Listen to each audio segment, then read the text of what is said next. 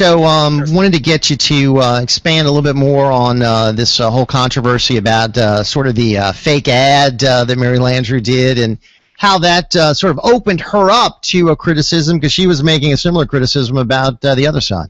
Yeah, thank you. And I do apologize for the bad connection.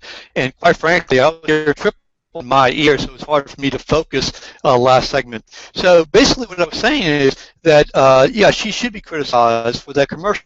And that's largely because she had criticized the Americans for Prosperity commercial, which had a lady who was basically an actress say that she was hurt by Obamacare. So, you know, to do basically the same thing and recreate something that, you know, just isn't true, you know, I mean, that, I think that's problematic, and, you know, she deserves the criticism for that. I personally have problems with these recreations anyway. The new commercial by Americans for Prosperity, if I'm not mistaken, is the commercial with the Marine guy. And you know, just the fact that he's going to the you know, the mailbox and all, and it's a recreation, and I just have some real issues with all of those type of commercials. Types of ads. Okay. Yeah. Let's do this. We got other issues to get to, but let's squeeze in some calls. Steve Sabludowsky with us. Jeff Career here. It's ringside to be a GSO. Come join us. Our talk line 504-556-9696.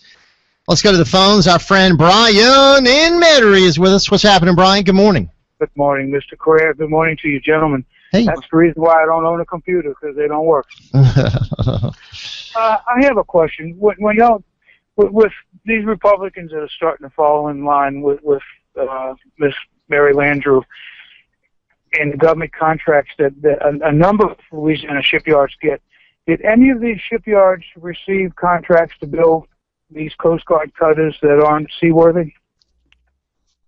I think there were some problems with some of the cutters that were built there at Bollinger Shipyards. Isn't that correct? That's what I'm asking. Mm-hmm. I don't understand how a man can back someone who gave him or was strong in getting him contracts to build ships that can't be put out into the open ocean.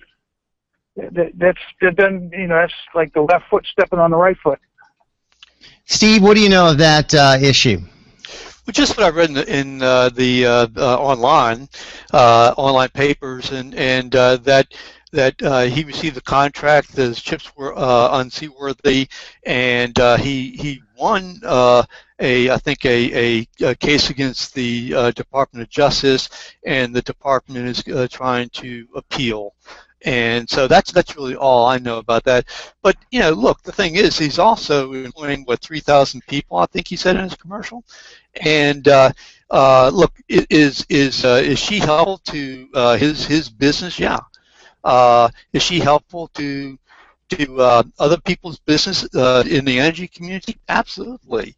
You know, I mean, it is what it is, and I think you gotta make a decision as to whether or not, you know, she's going to be helpful enough versus harmful.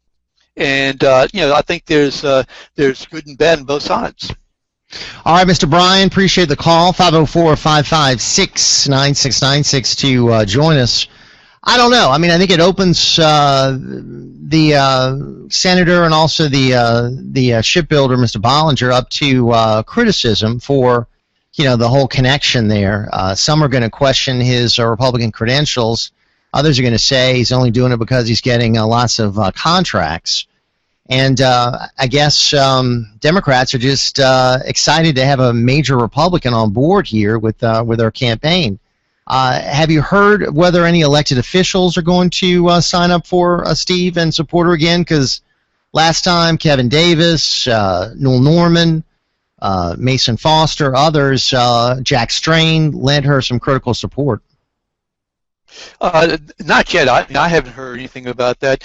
But you know, to answer your initial topic, I think, and that is that Has she done something for these people? Yeah, I feel pretty confident that she has. I think the facts that I've read indicate that she has.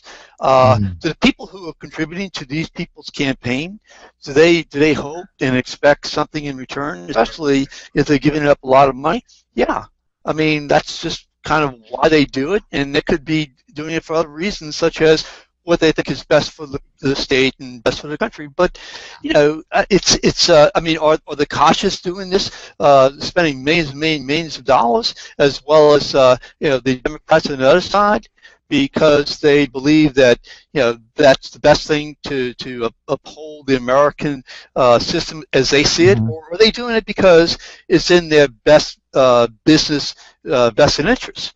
And you know, it just, well, you know, it does work both sides of the aisle. Here's my view. I know a lot of people who are in Louisiana express their view to her over and over and over again about Obamacare. We sent faxes, emails, telegrams, calls, protests, personal visits, and they were all ignored because she voted for the president's program. You know, Steve, the vast majority of the people here in Louisiana were opposed to that. She overlooked us. She voted with President Obama. And I just think that that's going to be an issue. I mean, I know it's not the only issue. That's certainly going to be one issue because poll numbers still show, I just saw an ABC News poll this morning, Steve, that shows the American people give President Obama failing grades for Obamacare. And I don't think that's going to change between now and November. Well, I certainly think it may change a little bit. I think that, you know, to me the question is whether or not people are ready to just void Obamacare, and so far I don't know how the Republicans, assuming that they're able to win both houses, how they would be able to do that, and even if they win the presidency and both houses, how they would be able to do that. Does that, I mean, does that mean that you're going to act retroactively and provide, say, certain coverages that didn't exist before that now exist, like pre-existing conditions? I mean, how do you do that? The polls indicate, and even those in Louisiana indicate, that people want Obamacare to be improved upon, and you know, I mean, that's, I mean, whether or not we like it or not, whether you like it or not, I mean, that is what, you know, the polls even in Louisiana say. Well, improved upon. Well, when something is so dysfunctional and something is so inadequate and something is so problematic, I think the best thing is not to quote improve upon it, but to dismantle it completely. Okay, so how would you do it? I mean, seriously. I would rescind it, repeal it. I mean, I mean, obviously you're right. The Republicans can't do it until they take over the White House. Yeah, but how if they have a majority in Congress, they can repeal it. Sure. I mean, you know, you can vote, you can repeal it, but my question is, you know, what are you going to do about, you know, those things that have already gone into effect? I mean, what are you going to do about pre-existing conditions? You know, what are you going to do about lifetime caps, things that people have already relied upon? I mean, are you going to say, okay, well, you had pre-existing conditions, but for now forward, you don't? I mean, is that what you're going to do? I mean, you know, I think she's just saying, hey, we're just going to get rid of it. That is not, you know, I mean, to me, well, that's demagoguery. The American people never wanted it in the first place. I understand that. I think if the Republicans say, hey, we're going to go on a plan to repeal it, all they're doing is following the will of the American people, and that's what elected representatives should do. Well, they should listen to the American people.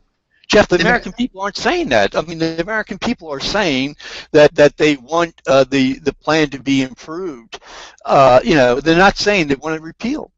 I mean, I would dispute that. I've seen poll numbers that are very negative about Obamacare. I saw one this morning, Steve. So people aren't saying, oh, this is a great program. Let's just tweak it here. Let's just tweak it there. They're saying it's a disaster. I didn't say tweak it. I said make improvements, but you know. All right. Well, if we make massive changes to it, where we practically dismantle it by making the quote changes, then maybe I'd be for that. If the massive changes are practically getting rid of it.